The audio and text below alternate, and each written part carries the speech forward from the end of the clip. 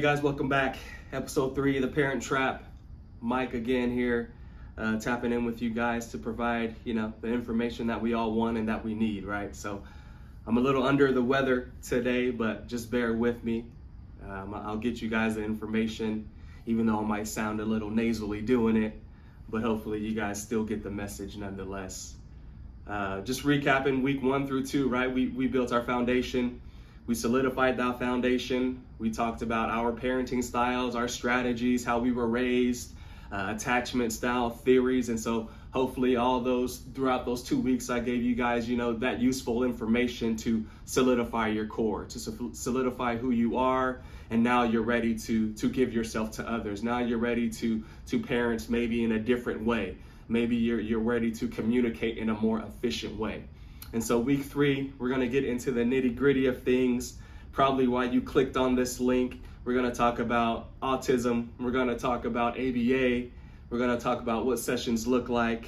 And then, of course, we're going to talk about the assistance and the overall direction of ABA in this allotted time. And so, I never want to keep you guys here too long. So let's go ahead and jump in and get started. So autism is a developmental disorder. It can be diagnosed as early as 18 months. And there's a few indicators that I'll discuss here in a second that we can look for to see if, our child, son or daughter, niece or nephew, grandchild has a diagnosis of autism. Currently, the stats, which were pretty alarming to me, is that 1 in 44 children are diagnosed with autism. It's alarming because back in 2012 when I started, it was 1 in 101. And so we can see now that gap has, closed exponentially. There's more testing, there's more research, there's more eyes on, autism as a whole versus when I started 10 years ago. So going back to those indicators that I mentioned earlier, the 3 characteristics that we look for an autism diagnosis have to do with deficits or delays in communication, social behavior, and repetitive behaviors. And those differences vary, right? So I know a doctor said that if you've seen one person with autism, you've seen one person with autism. So we're never going to compare that my child looks like this child or compared, this child to this child because, like I said, they're one of one, like snowflakes. And so I actually printed something out here on Stanford Children's Health for communication delays, right? And you guys can do this as well just to, get a clear picture, image for yourselves. But as far as when it does come to speech and language or communication, these are some milestones for neurotypical children. And so from birth to 5 months, we're seeing, kids are making noises when they're talked to. They're vocalizing pleasure and displeasure, whether it's laughing or giggling, crying or fussing. We can go from 12 to 17 months. They answer simple questions non-verbally.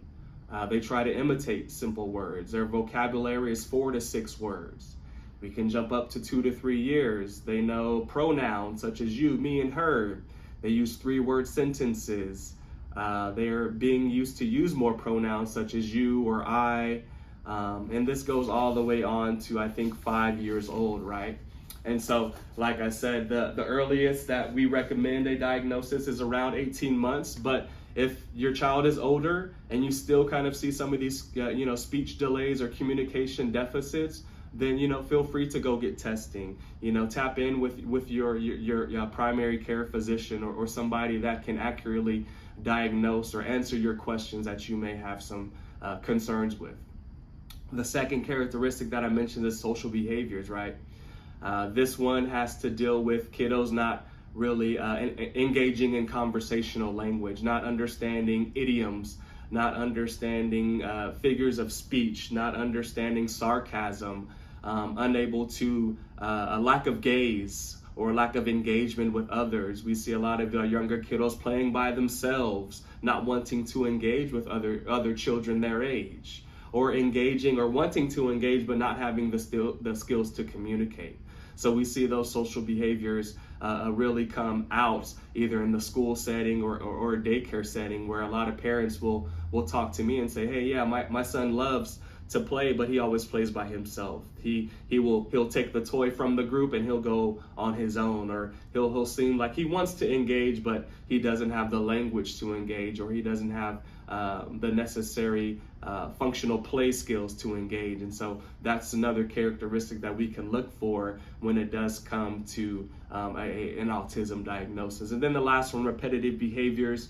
We see these with our kiddos that maybe are hand flapping, they're maybe jumping up and down, toe walkers. We've seen, I have had some clients that roll on the ground, that kind of do little starfish angels on the ground, no matter the place or the environment. Some like to hum or scream, do really loud noises that are stimulating to themselves, but it's repetitive in a fashion where it becomes specifically a maybe an annoyance or a maladaptive behavior in that specific environment, right? And so those are kind of the three real quick characteristics that we do look for an autism diagnosis. So then that's when, ABA comes into play. So ABA is the applied behavioral analysis. It's the study of human behavior through a scientific approach, right? And so we're focusing mainly on those socially appropriate behaviors. We're going to be focusing on the deficits and delays that you may have observed with your child, or like I said, your niece or nephew, your cousin, upon neurotypical or age-appropriate development, right? So I don't know who I have or who I'm talking to, but we might have some first-time ABA parents in here, right? And so ABA is going to help you bridge that gap. ABA is going to help you get to reach those, hopefully reach those neurotypical age-appropriate developmental stages that I kind of read off earlier, if it is a communication delay, right? And so I'll try to keep it as simple as I can without using too much scientific terms here, but ABA, like I said, is a life hack, right? And so a lot of you parents are already using it. We're, during this series, I'll just give you guys a name to put to it. So I know back in, 88, my mom was using ABA, but there wasn't a term for it. It wasn't as popular as it is now, but she was using ABA back then. And so now here with this series, I'm hoping to highlight for you guys that you guys are already doing ABA. We're just going to fine tune it. I'm going to give you guys some skills here and there to kind of adapt and kind of use at your will to kind of alter behavior in a more socially appropriate manner, right? And so ABA is kind of all encompassing. I'm going to tell you right now kind of what sessions look like. So once you go through the authorization process, once you get your hours, you're going to have a team, right? And so your team is going to consist of a BCBA, a supervisor, and a therapist, and that just depends on your insurance, right? And so you're always going to have a BCBA that's going to overlook the entire case. He or she is going to provide parent training. They're going to provide on-the-spot training for staff as well too, while also assisting you with with issues or concerns that you may be having that may be going on during session or outside of session. You'll also have a therapist there as well. So your therapist is going to be your one-to-one girl or guy, right? They're going to be in the trenches with you, 2 to 3 hours a day, depending on your authorized hours, to work through these behaviors, to work through these communication or social delays, right? To decrease these repetitive behaviors and make them more socially appropriate in that desired setting. And so depending, like I said, on your insurance and what they authorize, you'll have a BCBA as your top tier. You'll always have that. Depending on your insurance, you might have a supervisor, which is a master's level, which is going to check in a little bit more periodically than your BCBA. And then you have your therapist or your RBT, who's going to be providing the one-to-one direct therapy with you and your child. So with that therapist, sessions are going to look it depends, right? It depends on the needs of your son or your daughter or the client, right? So we're always going to individualize and tailor the session, whether it be 2 hours or 4 hours, to that specific client, right? For me, when I do FBAs and I do authorized hours, I like to make sure that the family is available, but that we also utilize not only the home setting, but we utilize settings outside of the home too, right? So I don't just want to work with a kiddo in the living room 3 hours a day for 5 days a week. I want to see them at the park. I want to see them, at the daycare. I want to see them, at Walmart or at Target where things could possibly go wrong. Because if I'm only looking at this child through a lens at home where he's comfortable, that he feels natural, things are going smoothly, then I have nothing to work with, or my team has nothing to work with. So I always say that, hey, we can meet you at the park this Wednesday, or we can meet you, at softball practice on Tuesday. And so the sessions can be, mainly in home, but I do also like to spread them around other parts of the community as well. And so, like I said, those sessions we're going to be working on, if your son or daughter has communication, we're going to be working on increasing language. If your son or daughter has deficits in social interaction, then hey, let's go to the park, or hey, maybe have the friends come over to the house so we can work on sharing or turn taking or different other things to increase the overall social interactions. And then, like I said, those repetitive behaviors, maybe we can find replacement behaviors. So if our kiddos are hand flapping a lot or humming really loudly, maybe we can give them headphones. Maybe we can give them music or an iPod, right? So they can listen to music and sing along in a more functional manner. And so through those one-to-one sessions, we're always thinking on a day-to-day basis, how can we increase these socially appropriate behaviors while decreasing those negative or maladaptive behaviors when it does come to tantrums, self-injurious behavior, elopement, property destruction, different things like that. So one-to-one sessions are ran, but we are always gathering data during those sessions. We're analyzing that data, weekly. Your supervisor, your BCBA, we're always analyzing, dropping phase change lines to see the trend that we want in a specific behavior. And then, like I said, for the parents who may be first-time parents to ABA or first-time parents in this arena, the big question that I kind of hear in my parent consultations is, what do I do? I've seen parents that like to hover, right? That like to just be right behind the RBT, or to be, around the corner, like peeking over. I tell parents just to relax, right? Let the clinical team build the rapport. Let us get to know your kiddo. Let us get to feel the environment. Let us get to feel the energy, right? Because if you're right behind the kiddo's going to react a certain type of way, because I know mom is there. I know dad is there. And so they're my Superman. So if I'm in trouble, they'll come and save the day. So I tell parents, don't hover, give us the vital information, what they like, what they don't like, and just relax as best you can. Like, I know it's new to you guys. I know that someone coming into your house, 5 days a week, 2 to 3 hour stints is going to be new and is going to be different. But you called us in for a reason, right? And so that's why I tell parents, hey, relax. Let us do our work that we've been trained in, and we'll give you the feedback, and we'll give you the kind of summary on how session went, right? So I've talked to a lot of parents, and I'm like, hey, go relax for a little bit. I'm just gonna hang out with Johnny here for 5 or 10 minutes. If he screams or yells, it's okay. I'll let you know what's going on in the notes afterwards. But I want to get to know his triggers. I want to get to know his deficits. I want to get to know his delays, because what I read in his initial report might be different than what I'm seeing at session today. So I tell parents, relax, take it easy. Keep your distance as much as you can. I know that parental, that mama bear, papa bear wants to come out and kind of be that protector, but we're here to help you guys as well too. We're here to provide that support and get you guys to that goal or that milestone that you want your child to reach. And so we're just going to ask for your assistance with that gradually with that.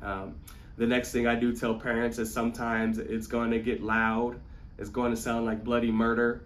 It's going to be is going to be alarming.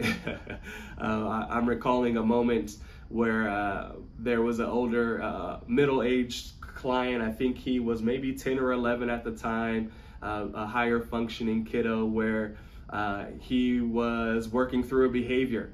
And so I was in the room with him. I think mom may have went to the room to grab something, or she was, doing something around the house, and the kid yells and screams and goes, "Mom, Mr. Mike is hitting me. Now my nose is bleeding," etc. And so I was like, okay, that's not accurate. So I just whipped out my phone. I text mom. I say, hey, Miss blah, blah, blah. Everything is okay. We're working through a behavior right now. I did not touch your son and he is not bleeding. Everything is okay. So I have the confidence, and the parent trusted me enough to understand that her son at the moment was lying, and that everything would be okay. But yes, there will be bursts and periods where things get worse before it gets better, and that's called the extinction burst. And so we prepare you guys for those moments, because when there are demands placed, or when there is follow through that needs to occur, of course, kiddos naturally aren't going to want to do it. And so behaviors are going to increase, whether it's a tantrum, whether it's the severity of property destruction. Things are going to sound horrible, but this is what we've been trained for. Let us handle it. Like I said, we'll keep you guys in the loop on what happened, how we reacted, and how we used our strategies throughout our behavior intervention plans to decrease this overall behavior. And the last thing I tell parents is to ask questions. Okay, so maybe he's screaming for 2 hours, and then session ends an hour later. You can say, "Hey, Mr. Mike, what happened? Why was he screaming so loud?" Hey, we're gonna let you know, like, hey, remember when you told him to, after he ate, to pick up the trash and put the dishes in the sink? I was just following through with that. He didn't want to do it at that moment, so he yelled and screamed. He tried to hit me. He started throwing the chairs down. And so, I was just following the BIP strategies that the team created, and we were working through that process. All the things that you heard are going to be normal. They're going to be natural, and it happens. But hopefully the next time it happens, we see a decrease in severity and a decrease in overall duration. And so feel free to ask those questions, whether it's inside or outside of session. Like, "Hey, Mr. Mike, what's going outside of session? He really does a number, right? Every time we go to Costco and we go down aisle 6, there's a big old meltdown that happens." Then, hey, I'm going to provide you with maybe some antecedent strategies. I'm going to help you with some consequence strategies that may be effective to decrease that tantrum in a big old environment like Costco or at Target or Walmart, where eyes are on you and you start sweating a little bit. Those are the questions that we can help you guys with, not only inside of session, but outside of session. And so that's pretty much it for today. I just wanted to give you guys a quick rundown on what autism is and what ABA is, what sessions would look like, and then, of course, what parents are to do in those sessions. In week 4, we're going to go a little bit more in depth on ABA, our strategies. Some of the words that I used today are going to be unfamiliar to you guys, but in these next kind of ensuing episodes, I'm going to give you guys maybe more definitions. I'm going to highlight those strategies and BIPs and antecedents and consequence strategies and stuff that I've used today. It's going to make a little bit more sense the longer you go on this journey with me. So I appreciate you guys rocking with me today. I enjoy it. Of course, always do your own research. Like I said, Stanford Health today, but you guys can also look at different, Google searches on what you need and what you want and then what you're looking for, right? So I appreciate it. Thank you guys for rocking with me through my illness today, but I hope you guys got what you needed. I will see you next week. I appreciate it. Thank you guys.